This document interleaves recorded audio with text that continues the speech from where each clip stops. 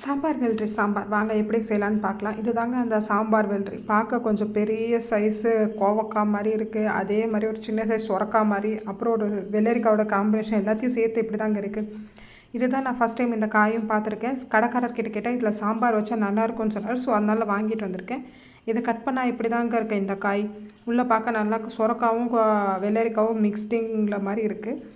இதை தோல் எடுத்து கட் பண்ணி நல்லா வச்சுக்கோங்க. இதுக்கு தேவையான மசாலா அரைக்கிறதுக்கு என்னென்னு பார்த்தீங்கன்னா, பட்டை, சோம்பு, சீரகம், மிளகு, தனியா, வெங்காயம், தேங்காய், பூண்டு, அப்புறம் வெங்காயம், தக்காளி, அந்த காய் கட் பண்ணி வச்சுருக்கோம்ல அந்த காய், அப்புறம் தாளிப்புக்கு கடுகு, உளுத்தம் பருப்பு, சீரகம், அப்புறம் நம்ம வீட்டு குழம்பு மிளகாத்தூள் எடுத்து வச்சுக்கோங்க. முதல்ல காய்ச்ச அந்த மசாலா இன்க்ரீடியன்ஸை வானலி எடுத்து அதில் ட்ரை ரோஸ்ட் பண்ணி நல்ல மைய பேஸ்ட்டாக மிக்சியில் போட்டு அரைச்சி வச்சுக்கோங்க.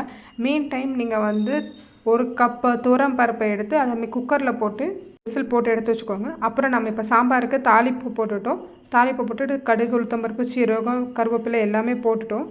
வெங்காயம் போட்டதுக்கப்புறம் தக்காளி போட்டுக்கோங்க. தக்காளி சேர்த்து அது கொஞ்சம் நல்லா வதங்கினதுக்கப்புறம் நம்ம கட் பண்ணி வச்சுருக்கிறோம் அந்த வெள்ளரிக்காய் நல்லா சேர்த்து நல்லா வதக்கிக்கோங்க. உப்பு போட்டுட்டிங்கன்னா இன்னும் நல்லா சீக்கிரமாக வதங்கிடும்.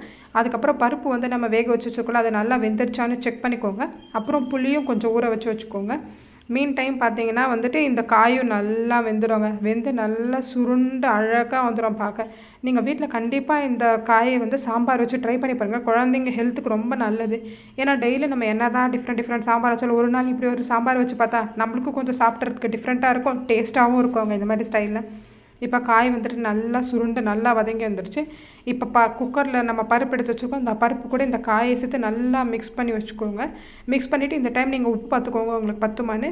அதுக்கப்புறம் நம்ம அந்த மசாலா பேஸ்ட் அரைச்சி வச்சுருக்கோம்ல அந்த மசாலா பேஸ்ட்டையும் இது கூட நல்லா சேர்த்து கலந்துக்கோங்க.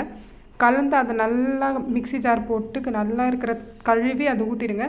அதுக்கப்புறம் நம்ம வீட்டு குழம்பு மிளகாத்தூள் சொன்னோம்ல அதையும் சேர்த்துட்டு ஃபைனலாக நம்ம கரைச்சி வச்சுருக்கிற புளி தண்ணியும் இது கூட நல்லா சேர்த்துக்கோங்க. சேர்த்ததுக்கப்புறம் உங்களுக்கு எவ்வளோ கன்சிஸ்டன்சி வேணுமோ அந்த கன்சிஸ்டன்சிக்கு ஏற்ற மாதிரி தண்ணி போட்டு நல்லா கலந்து விட்டுக்கோங்க. கலந்து விட்டதுக்கப்புறம் குக்கர் விசில் போட்டு ஒரு 1/2 to 15 minutes உங்கள் டைமுக்கு ஏற்ற மாதிரி நீங்கள் விட்டுட்டிங்கன்னா கம்மன்னு சூப்பரான ஒரு வெள்ளரிக்காய் சாம்பார் ரெடி தாங்க. இது மாதிரி வீட்டில் நீங்கள் கண்டிப்பாக ட்ரை பண்ணுங்கள். ட்ரை பண்ணிவிட்டு எப்படி வந்துச்சுன்னு சொல்லுங்கள். Please subscribe my channel. Thank you.